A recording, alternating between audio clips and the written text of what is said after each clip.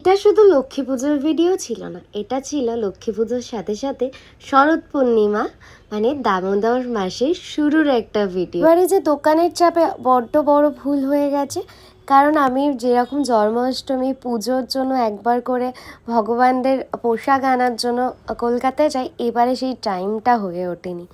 মা লক্ষ্মীর যেটা এনেছিলাম সেটাই পরিয়েছি, আর একদম ছোট্ট করে এই ফার্স্ট টাইম আমি একটা নারকেলের নাড়ু বানালাম, কারণ এবারে একদম কোনো রকমের, দেখতেই পাচ্ছ লক্ষ্মীকে কোনোবারই আমি খিচুড়ি ভোগ অফার করিনি, কিন্তু ইচ্ছা রয়েছে। আচ্ছা তোমরা কেউ জানো, যেমন আমার পূর্ণিমাতে আমি ছোট্ট থেকে শুনে আসছি যে অন্ন খাওয়া যায় না, প্রসাদ কিংবা যা কিছুই হোক না কেন অন্ন মুখে দিতে নেই।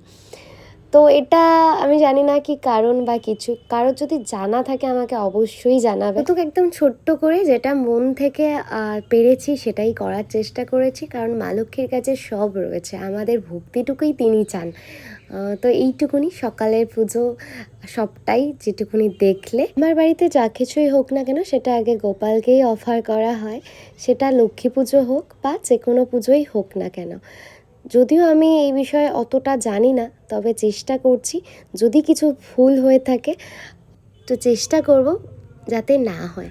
সবটা না পারলেও কিছুটা শেয়ার করলাম। রাধে রাধে।